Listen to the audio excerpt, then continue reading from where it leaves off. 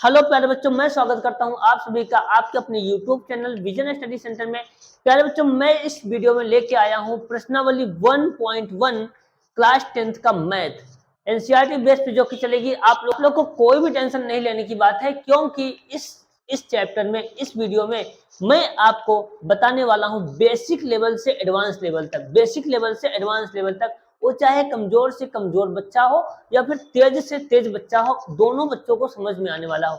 जिसका basic complete होगा उसको भी समझ में आएगा, और जिसका बेसिक कंप्लीट नहीं होगा उसको भी समझ में आने वाला है। तो एक पैसे की टेंशन नहीं लेने की है, क्योंकि आ गए हैं आप विजन स्टडी सेंटर के यूट्यूब चैनल पे, जहां पे आपको बेसिक से लेके हर एक चीज सिखाई जाती है।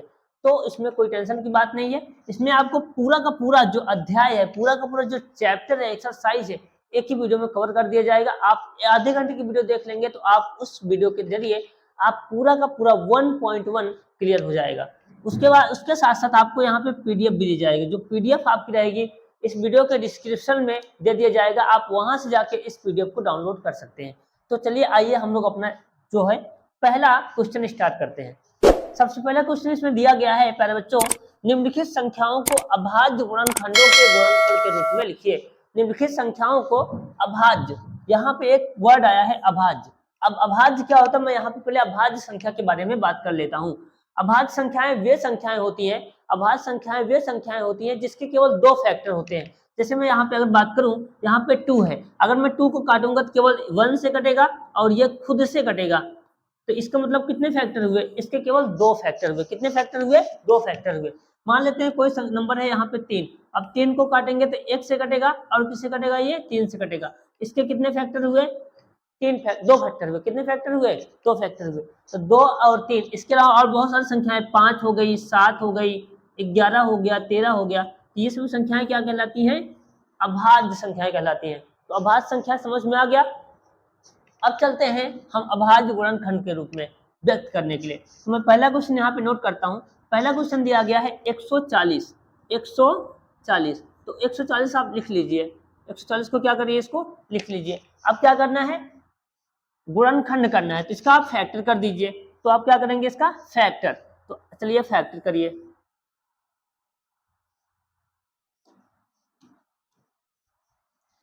फैक्टर करते वक्त हमें क्या करना है, अब बताओ किससे कटेगा ये, तो बोलोगे यहाँ पे ये सर 2 से कटेगा। किससे कटेगा, 2 से कटेगा। अब 2 से क्यों कटेगा, क्योंकि लास्ट में क्या है, शून्य है। शून्य क्या है, सम संख्या है। सम संख्या हमेशा मिनिमम 2 से कट जाती है। तो आप 2 से काट दीजिए। 2 से काटेंगे तो 2 7 14 हो जाएगा, और 0 को 0 आप नोट कर देंगे। अब दूसरा फैक्टर करिए। अब दूसरे फैक्टर में आपको क्या करना है, अब यहाँ पे फिर से 0 आ गया, तो 0 आ गया तो किससे कटेगा, ये 2 से फिर से कट जाएगा। कितना आएगा, 35। अब 35 किससे कटेगा बच्चों, तो यहाँ पे आया है 5। 5 किससे कटता है, या तो 5 से कटता है या फिर 3 से कटता है। तो आप पहले 3 से चेक कर लीजिए। 3 से तो नहीं, अब काटते हैं इसको हम 5 से। तो 5 से काटिए, 5 7 35। अब 7 को 7 से काट दीजिए, क्योंकि यह एक अभाज्य संख्या है। अब आपके पास इतने फैक्टर्स हो गए। फैक्टर कौन कौन से हुए हैं, 140 के फैक्टर हैं, क्या क्या है, 2 है, फिर 2 है, फिर 5 है, फिर 7 है। ये इतने फैक्टर हो गए। अब इसको आप कैसे लिखेंगे, 2 देखिए 2 बार आया है, जो 2 है ये 2 बार आया है, तो इसको आप पावर्स में लिख सकते हैं, 2 की पावर 2, और यहाँ पे 5 और 7। यही हो गया आपका आंसर। ये आपका क्या हो गया, आंसर। ठीक है प्यारे बच्चों, तो इस तरीके से आप लोग अभाज्य गुणनखंडों के रूप में लिख सकते हैं। तो अब चलिए चलते हैं दूसरे क्वेश्चन की ओर। दूसरे क्वेश्चन में आपको दिया गया है 5005। तो यहाँ पे मैं लिखता हूँ, यहाँ पे 5005, 5005 दिया है। अब इसका आप फैक्टर कीजिए।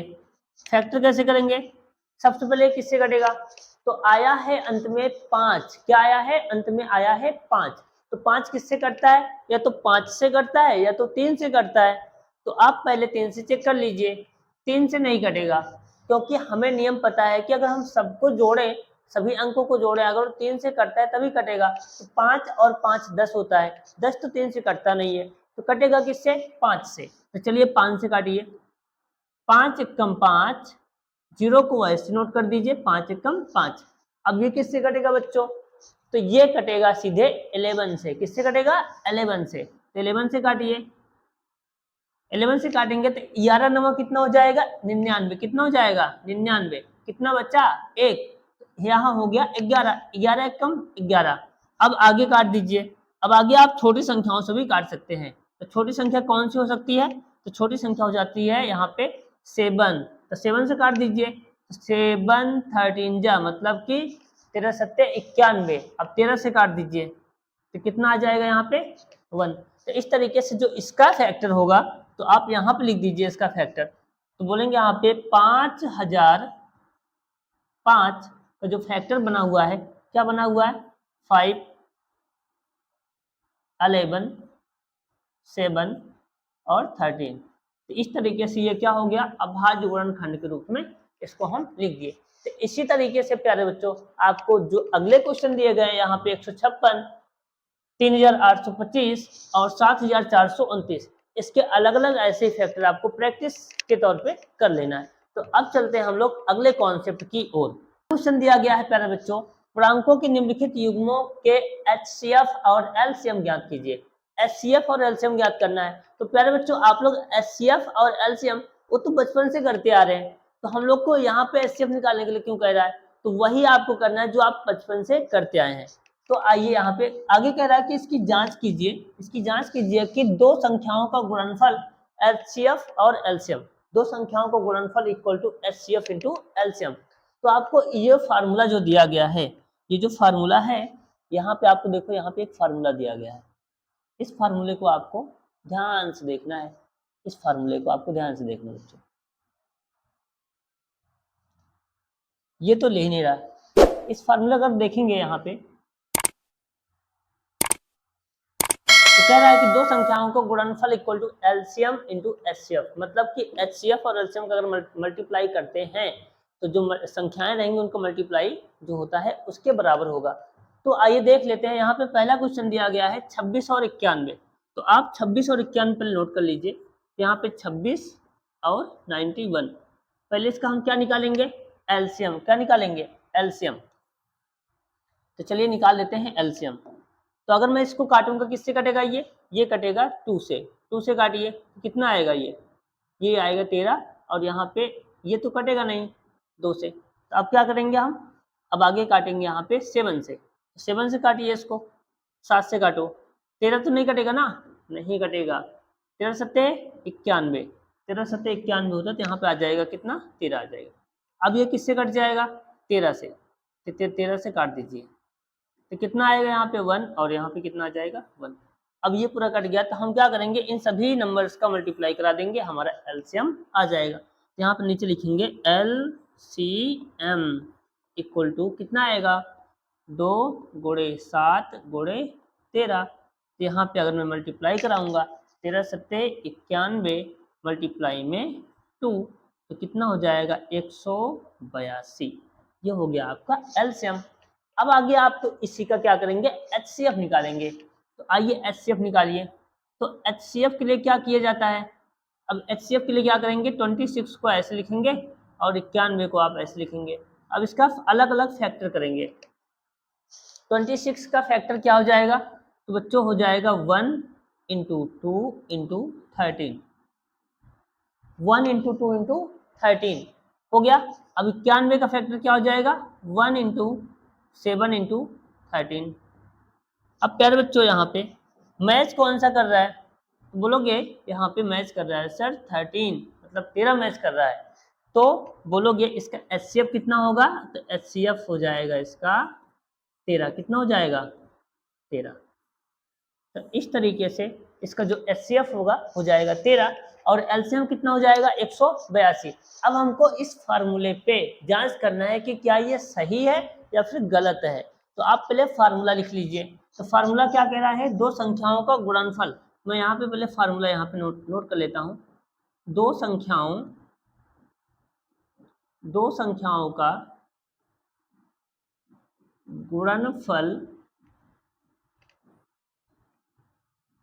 गुणनफल equal to LCM into HCF. Okay, तो संख्याएं कौन कौन सी दी गई थी, संख्याएं कौन कौन सी दी गई थी, तो बोलोगे बच्चों संख्याएं सर दी गई थी 26 और 91, 26 और 91। तो आप यहाँ पे 26 और 91 रख दीजिए, यहाँ पर रखेंगे 26 और मल्टीप्लाई में 91। अब आगे एलसीएम कितना आया है, एलसीएम आया है 182, तो एलसीएम रखिए यहाँ पे 182। और एचसीएफ कितना आया है ये 13। अब इनको हमें जांच करना है कि क्या दोनों आपस में इक्वल आते हैं या नहीं आते हैं। तो आप क्या करेंगे, 26 और 91 को मल्टीप्लाई कराएंगे, यहाँ लिखेंगे 182 और 13 को मल्टीप्लाई कराएंगे, यहाँ लिखेंगे। तो आइए मल्टीप्लाई करा देते हैं हम लोग। तो 91 दूना कितना होता है, 182 होता है। तो आप इसको कर दीजिए 182 और यहाँ लिख दीजिए 13। अब यहाँ भी तो वही है 182 इंटू 13। अब ये 182 क्यों हो गया बच्चों, तो यहाँ से 2 इसके पास गया और ये हो गया 13। ठीक है, अब गया कैसे, भाग में था, मल्टीप्लाई में गया। तो 91 दूना 182 और यहाँ पे भाग हो गया, तो यहाँ हो गया 13। ओके, तो यहाँ पे 13 और 182, 13 और 182 आ गया। इसका मतलब दोनों आपस में क्या है, इक्वल है। तो हमने जांच कर ली है कि ये सही है, तो बोलेंगे यहाँ पे इस फॉर्मूले पे क्या है, सही है। तो आपको प्यारे बच्चों ऐसे ही करना है, पहले क्या करना है, एलसीएम निकालना है, फिर उसके बाद क्या करना है, एचसीएफ निकालना है, फिर उसके बाद आपको यहाँ फार्मूले पे रख देना है। इतना करने के बाद आपका आंसर पूरा क्वेश्चन लग जाएगा। उम्मीद करते हैं कि आपको ये क्वेश्चन समझ में आया होगा। तो आइए चलिए चलते हैं आगे। अब आपको प्यारे बच्चों ऐसे जो क्वेश्चन यहाँ पे छूट जा रहे हैं, ये क्वेश्चन हो गया, ये क्वेश्चन, तो ये हो गया आपका होमवर्क। आपको होमवर्क में इसको अपने आप से प्रैक्टिस कर लेनी है, जिससे कि आपको जो कंसेप्ट क्लियर ना हो वो क्लियर हो जाए। तो प्यारे बच्चों अब आइए चलते हैं इस क्वेश्चन की ओर। इस क्वेश्चन में देखते हैं कि क्या कह रहा है, क्योंकि हमारा ये तीसरा क्वेश्चन है। कौन सा क्वेश्चन है ये, तीसरा क्वेश्चन है। तीसरे क्वेश्चन में कह रहा है कि अभाज्य गुणनखंड विधि द्वारा निम्नलिखित पूर्णांकों के एचसीएफ और एलसीएम ज्ञात कीजिए। अभाज्य गुणनखंड करना है, क्या करना है, अभाज्य गुणनखंड करना है। तो आपको ऐसे क्या करना है, जैसे आप एलसीएम निकालते हैं वही एलसीएम की बात किया जा रहा है यहाँ पे। तो अभाज्य गुणनखंड आपको अभाज्य संख्या बता दिए गए कौन कौन सी होती हैं, 2 2 5 हो गया, 3 हो गया, 7 हो गया, 11 हो गया, ये सब संख्याएं क्या होती हैं, अभाज्य होती हैं। तो उन्हीं के फॉर्म में हमें इसको ब्रेक करना है, क्या करना है, ब्रेक करना है। तो आइए यहाँ पे कुछ क्वेश्चन दिया गया, जैसे यहाँ पे पहला क्वेश्चन दिया गया है 12, क्या दिया गया है, 12, 15 और 21। इसको हमें क्या करना है, एलसीएम निकालना है और एचसीएफ निकालना है। तो आपको क्या करना है, यहाँ पे यही अभाज्य गुणनखंड विधि होता है। तो यहाँ पे अभाज्य गुणनखंड विधि द्वारा हम क्या करेंगे, यहाँ पे एलसीएम निकाल देंगे। तो ये सबसे पहले किससे कटेगा, तो यहाँ पे एक सम संख्या आ गई है, तो किससे कटेगा, ये 2 से कटेगा। तो आप 2 से इसको डिवाइड कर दीजिए, 2 से करेंगे तो कितना आएगा, यहाँ पे 6 आएगा। ये तो नहीं कटेगा ना, 15 है, क्योंकि 5 है तो सम संख्या तो है नहीं, और 1 भी सम संख्या नहीं है, तो कितने से कटेगा, ये कटेगा ही नहीं। ये इसको अब आप ऐसे ही नोट कर देंगे। अब क्या करेंगे, अब इसको फिर से काटेंगे, किससे, 2 से, क्योंकि यहाँ पे 6 है सम संख्या। यहाँ पे आएगा 3, यहाँ पे आएगा 15 और 21, इस तरीके से। अब फिर से काट दीजिए इसको। तो जब काटेंगे किससे कटेगा, ये अब 3 से कटेगा, क्योंकि 2 अब सम संख्या तो है नहीं। तब यहाँ काटेंगे हम किससे, 3 से। 3 से काटिए, 1 हो गया। ये 3 से काटेंगे कितना बार जाएगा, 5 बार जाएगा, और यहाँ पे ये 7 बार जाएगा। अब किससे कटेगा, ये कटेगा अब 5 से। किससे कटेगा, ये 5 से। 1 तो 1 ही रहेगा, 5 1 हो गया, और 7 यहाँ हो गया। अब 7 से काट दीजिए तो 1, और यहाँ भी 1, और यहाँ भी 1। अब इस तरीके से आपका आंसर क्या आ जाएगा, यहाँ पे यही होता है अभाज्य गुणनखंड विधि। तो आप क्या करेंगे, इसका एलसीएम फाइंड करने के लिए एलसीएम इक्वल टू क्या हो जाएगा, 2 मल्टीप्लाई 2 मल्टीप्लाई 3 मल्टीप्लाई 5 और मल्टीप्लाई 7। अब इन सभी का क्या कर दीजिए, मल्टीप्लाई कर दीजिए। तो कितना हो जाएगा, 2 दूनी 4, 4 तिहाई 12, तो यहाँ लिख लीजिए 12, और यहाँ पे 5 सत्ते 35। तो यहाँ पे थोड़ा सा और आसान हो जाएगा अगर मल्टीप्लाई कर देंगे तो, ठीक है। तो 12 12 पंचे 60, यहाँ पे लिखिए 60, और यहाँ पे लिखिए 7। अब मल्टीप्लाई करेंगे 6 सत्ते 42, तो कितना आ जाएगा यहाँ पे 420। इस तरीके से आपका ये आंसर हो जाएगा। इसका एलसीएम कितना हो जाएगा, 420। अब एचसीएफ निकालना है, तो आपको क्या करना है, यहाँ पे 12 ऐसे लिखना है, 15 को भी ऐसे लिखना है, और 21 को भी ऐसे लिखना है। अब 12 का फैक्टर करना है, फैक्टर करने के बाद इसके सामने ही लिखना है। इसका फैक्टर पहले किससे कटेगा, ये कटेगा 2 से। अब फिर से 2 से कट गया तो 6 आ जाएगा, फिर 2 से कटेगा तो यहाँ पे 3 आएगा, अब 3 से कटेगा तो यहाँ पे 1 आएगा। अब 15 कैसे करो, तो 15 किससे कटेगा, पहले 3 से कटेगा, फिर 5 आएगा, फिर 1 आ जाएगा। अब 21 को काटो तो यहाँ किससे कटेगा, ये 3 से, फिर 7 आ जाएगा और 1 आ जाएगा। अब इस तरीके से ये कट गया। अब इसमें देखना है कि कौन कौन सा नंबर ऐसा है जो तीनों में मैच कर रहा है या फिर तीनों में है। तो आप अगर देखोगे यहाँ पे तो ये जो 3 है, 3 क्या है, तीनों में है। और कोई नंबर ऐसा है, 1 है। तो यहाँ पे बोलोगे जो HCF होगा, ये कितना हो जाएगा, 3 सब में है। देखो यहाँ पे 3 है, यहाँ पे 3 है और यहाँ पे 3 है। इस तरीके से 3 लिखेंगे। और 1 देखिए यहाँ पे 1 यहाँ पे है, 1 यहाँ पे है और 1 यहाँ पे है। फिलहाल 1 से कोई मतलब होता नहीं है, तो 3 बन जाए 3। इस तरीके से इसका जो HCF होगा 3 होगा और LCM जो होगा इसका 420 होगा। तो उम्मीद करते हैं प्यारे बच्चों को आपको LCM और HCF आपको समझ में आया होगा, क्योंकि ये वही बचपन का तरीका है जो हम लोग पहले किया करते थे। तो उसमें कोई प्रॉब्लम तो आई नहीं होगी। अगर नहीं भी समझ में आ रहा होगा तो अभी तो समझ में आ गया होगा। अब ऐसे ही आपको प्यारे बच्चों दूसरा क्वेश्चन और तीसरा क्वेश्चन आपको होमवर्क के तौर पे अपने आप से प्रैक्टिस कर लेना है। अब चलिए चलते हैं आगे। आगे आपको प्यारे बच्चों यहाँ पे दिया गया है HCF दिया गया है। HCF इक्वल टू कितना दिया गया है, 9, क्योंकि ये चौथा क्वेश्चन है NCERT का। और LCM आपको फाइंड करना है। तो आपको प्यारे बच्चों अभी एक फार्मूला बताया गया, दो संख्याओं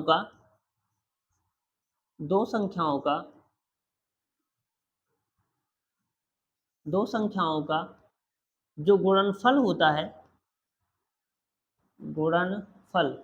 जो प्रोडक्ट होता है, ये किसके इक्वल होता है, तो LCM और HCF के ये इक्वल होता है।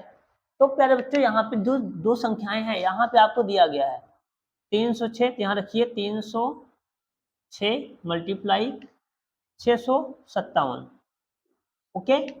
और आपको यहाँ पे देखिए LCM दिया गया है, क्या दिया गया है, LCM कितना दिया गया है, 9। आपको HCF क्या करना है, फाइंड करना है। सॉरी, आपको क्या दिया गया है बच्चों, यहाँ पे HCF दिया गया है। क्या दिया गया है, HCF। आपको क्या फाइंड करना है, LCM। तो यहाँ आप लिखेंगे LCM, क्योंकि HCF तो दिया गया है। अब LCM फाइंड करना है तो आप 9 को क्या करेंगे, यहाँ पे भाग में भेजेंगे। क्यों, क्योंकि यहाँ पे क्या है, मल्टीप्लाई में है। तो आप 306 ऐसे लिखेंगे, 657 को भी ऐसे लिखेंगे और लगाएंगे डिवाइड, और 9 को यहाँ भेज देंगे भाग में, और यहाँ पे क्या बचेगा, LCM। इस तरीके से काटिए, देखिए कटता है नहीं कटता है। पहले 3 से काट दीजिए, 3 से काटेंगे, 3 त्रिक का 9, 3 एक कम 3, 0, 3 दूनी 6। अब 3 से इसको फिर से काटिए, 3 एक कम 3, 3 त्रिक का 9, 3 चौका 12। अब क्या करेंगे, 34 आ गया है, 34 मल्टीप्लाई 657, ये आपका क्या हो जाएगा, LCM। इसका आप क्या कराएंगे, मल्टीप्लाई कर देंगे तो क्या हो जाएगा आपका, ये LCM हो जाएगा। क्या हो जाएगा, LCM। तो इस तरीके से इसमें जो संबंध था ये बहुत ही इंपॉर्टेंट है प्यारे बच्चों। ये जो संबंध दिया गया, रिलेशन जो दिया गया है कि दो संख्याओं का गुणनफल इक्वल टू क्या होता है, LCM और HCF होता है। ये आपको अभी ही नहीं, ये हाई स्कूल में नहीं, इंटर में, कंपटीशन एग्जाम में, जितने भी आप एग्जाम देंगे सब में इस टॉपिक से क्वेश्चन बहुत ज्यादा पूछा जाता है। आपको ऐसे दिया जाएगा कि HCF दिया गया है इतना और LCM फाइंड कीजिए, तो आपको इसी फार्मूला का यूज करके बताना होगा। तो उम्मीद करते हैं कि दोस्तों यहाँ पे आपको ये समझ में आया होगा। अब चलिए जांच कीजिए कि क्या किसी प्राकृतिक संख्या n के लिए, किसके लिए, n के लिए, यहाँ पे के लिए होना चाहिए, ले लिए नहीं, के लिए, क्या होना चाहिए यहाँ पे, के लिए। जांच कीजिए कि क्या किसी प्राकृतिक संख्या n के लिए 6 की पावर n यहाँ पे दिया है, अंक 0 पर समाप्त हो सकती है कि नहीं। मतलब इसमें यह कह रहा है कि 6 की पावर अगर हम कितना भी करेंगे, क्या अंत में कहीं 0 आएगा कि नहीं आएगा। तो चलिए आइए ट्राई करते हैं। तो सबसे पहले क्या करेंगे प्यारे बच्चों, आपको यहाँ पे 6 की पावर 1 करना है। क्या करना है, 6 की पावर 1 का मान कितना होता है, 6 होता है। आगे मैं अगर 6 की पावर 2 करूंगा तो कितना होगा, 6 इंटू 6 हो जाएगा, कितना हो जाएगा, 6 छंग 36। अगर 6 की पावर 3 करेंगे तब कितना हो जाएगा 6 इंटू 6 कितना आएगा 216 आएगा। ऐसे अगर मल्टीप्लाई करते जाएंगे, अगर मैं यहाँ 6 की पावर 4 कर देता हूँ तो कितना आ जाएगा प्यारे बच्चों, यहाँ पे 6 से मल्टीप्लाई कर दीजिए 4 बार, तो 6 से मल्टीप्लाइजेशन कर दीजिए, 6 संग 36, 6 एक कम 6, 6 3 9, 6 दूनी 12, 1296 कितना आ गया 1296। तो प्यारे बच्चों यहाँ पे एक कॉन्सेप्ट निकल के आ रहा है, क्या निकल के आ रहा है, अगर देख रहे हैं कि अगर 6 की पावर 1 कर रहे हैं तब भी 6 आ रहा है अंत में, 6 की पावर अगर 2 कर रहे हैं तब भी अंत में क्या आ रहा है 6 आ रहा है, 6 की पावर 3 कर रहे हैं तब भी अंत में 6 आ रहा है, 6 की पावर 4 कर रहे हैं तब भी अंत में 6 से ही आ रहा है। क्या कहीं पे 0 आया अंत में, नहीं आया। इसका मतलब अगर 1 2 3 4 ये क्या हो गया आपका यन हो गया, क्या हो गया यन हो गया। ठीक है, इस तरीके से आप कितनी भी संख्या रख सकते हैं। तो जब 1 2 3 4 5 6 7 8 ऐसे रखते जाएंगे क्योंकि यहाँ पे 6 ही आएगा, क्योंकि यहाँ पे 6 से मल्टीप्लाई हो रहा है। तो इस तरीके से ये 0 पे कभी समाप्त तो नहीं हो सकती है। यहाँ पे बोल देंगे यन बराबर यन के लिए 6 की पावर n कभी भी 0 पर समाप्त नहीं होगी। ओके प्यारे बच्चों, तो आपको उम्मीद करते हैं कि ये समझ में आया होगा। चलिए नेक्स्ट क्वेश्चन दिया गया है, कह रहा है कि व्याख्या कीजिए कि 7 इंटू 11 इंटू 13 प्लस 13 और 7 into 6 into 5 into 4 into 3 into 2 into 1 plus 5 ये क्या है, भाज्य संख्या क्यों है। कह रहा है कि भाज्य संख्या क्यों है, तो पहले आप यहाँ पे समझ लीजिए कि भाज्य संख्या क्या होती है। ठीक है फ्रेंड्स, तो यहाँ पे मैं पहले समझाता हूँ आपको भाज्य संख्या। पहले आपको मैं समझाता हूँ यहाँ पे भाज्य संख्या क्या होती है। भाज्य संख्या इसको हम लोग बोलते हैं कंपोजिट नंबर। ओके, अब कंपोजिट नंबर क्या होता है इसको समझिए। तो कंपोजिट नंबर एक ऐसा नंबर होता है जो 2 से ज्यादा संख्याओं से डिवाइड होता है, 2 से ज्यादा फैक्टर होते हैं, 2 से ज्यादा संख्याओं से जो संख्या डिवाइड हो जाएगी उसको हम बोलेंगे भाज्य संख्या, या फिर जिसको बोलेंगे कि ऐसी संख्या जिसके 2 से ज्यादा फैक्टर हो, 2 से अधिक फैक्टर हो, more than 2 factors is called composite number. Okay, तो यहाँ पे मैं कुछ नंबर्स ले लेता हूँ, जैसे मान लीजिए यहाँ पे ले लिया 6। अब 6 किससे किससे कट सकता है, तो कटेगा ये पहले 1 से, फिर किससे कटेगा ये 2 से, किससे कटेगा ये 3 से, किससे कटेगा ये 6 से। इसके 2 से ज्यादा फैक्टर है कि नहीं है, मतलब 2 से ज्यादा संख्याओं से कट रहा है नहीं कट रहा है, तो कट रहा है, इसका मतलब 6 क्या है भाज्य संख्या है। उम्मीद करते हैं कि ये भाज्य संख्या आपको समझ में आ गया। अब चलिए आइए क्वेश्चन पे। क्वेश्चन दिया गया है यहाँ पे 7 इंटू 11 इंटू 13 प्लस 13। अगर इसको आप सॉल्व करेंगे तब भी कट जाएगा। अगर नहीं सॉल्व करना चाहते हैं तो यहाँ पे प्लस दिया गया है, क्या दिया गया है प्लस दिया गया, और ये है मल्टीप्लाई। इसमें और इसमें कुछ कॉमन दिख रहा है, कौन सा कॉमन है 13 और 13, तो 13 आप ले लीजिए कॉमन, क्या बचेगा 7 इंटू 11 प्लस यहाँ क्या बचेगा 1, ये 13 बाहर हो गया, ये 13 बाहर हो गया, तो यहाँ बचा 1। तो आप इसको अगर मल्टीप्लाई कराएंगे तो 11×7=77 प्लस 1 तो हो जाएगा यहाँ पे 13 इंटू 77 एक 78। ओके, मतलब इसको हमने क्या लिख दिया 13 इंटू 78। तो अब ये जो संख्या थी, ये पूरी जो संख्या है ये 13 से भी डिवाइड होगी, 78 से भी होगी, 2 से भी हो जाएगी। क्यों हो जाएगी, क्योंकि यहाँ पे क्या है सम संख्या है, इसका मतलब इसके 2 से ज्यादा फैक्टर है। 13 से भी कटी, 78 से भी कटी, 2 से भी कटी, और किसी संख्या से कट जाएगी। तो इसका मतलब बोलेंगे यहाँ पे 7 इंटू 11 इंटू 13 प्लस 13 के 2 से अधिक गुणनखंड है,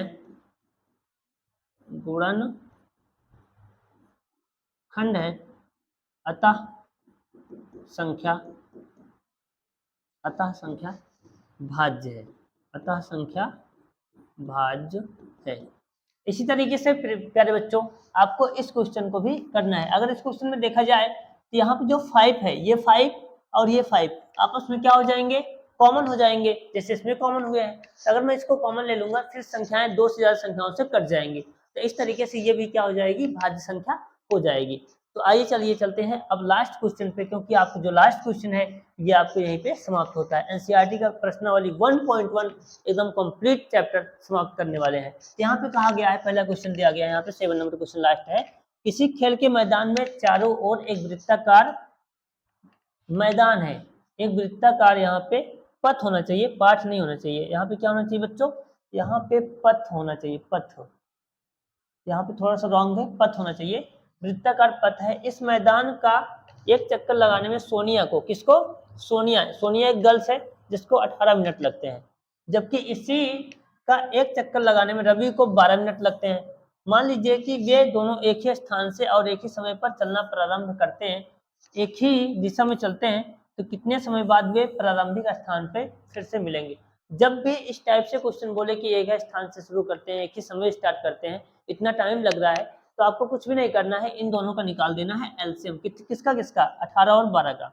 तो 18 और 12 मिनट का एलसीएम निकाल दीजिए। एलसीएम निकालेंगे तो किससे कटेगा, ये 2 से कटेगा, यहाँ पे आएगा 9, यहाँ पे आएगा 6, फिर 2 से काटिए, यहाँ पे आएगा 9 और यहाँ पे आएगा 3। अब इसको 3 से काटिए तो कितना आएगा, यहाँ पे 3 आएगा और यहाँ पे 1 आएगा, 3 से काटिए तो 1 आएगा और 1 आएगा। इस तरीके से यहाँ पे 2 हो गया, मल्टीप्लाई 2 हो गया और 3 हो गया और 3 हो गया। ये क्या हो गया आपका एलसीएम, 2 2 जा 4, 4 हो गया, 3 3 जा 9, कितना हो गया 9 चौक 36, ये हो गया आपका 36 मिनट। तो कितनी देर बाद प्रारंभिक स्थान पर मिलेंगे, तो कितनी देर बाद मिलेंगे, 36 मिनट बाद पुनः ये मिल जाएंगे। जब भी इस टाइप से क्वेश्चन आए तो आपको यही करना होगा, एलसीएम निकालना होगा। ठीक है प्यारे बच्चों, तो उम्मीद करते हैं कि प्रश्नावली 1.1 हमने पूरी तरीके से अपने जो प्रॉमिस किया था कि 1.1 हम आपको एकदम डिटेल से बेसिक लेवल से आपको सिखाएंगे, तो हमने समाप्त कर दिया। अगर वीडियो अच्छा लग रहा है तो आप वीडियो को लाइक कर दीजिए और कर लीजिए चैनल को सब्सक्राइब, जिससे कि आपको हर एक सीरीज आपको अच्छे से देखने को मिले। तो दोस्तों थैंक यू, जय हिंद।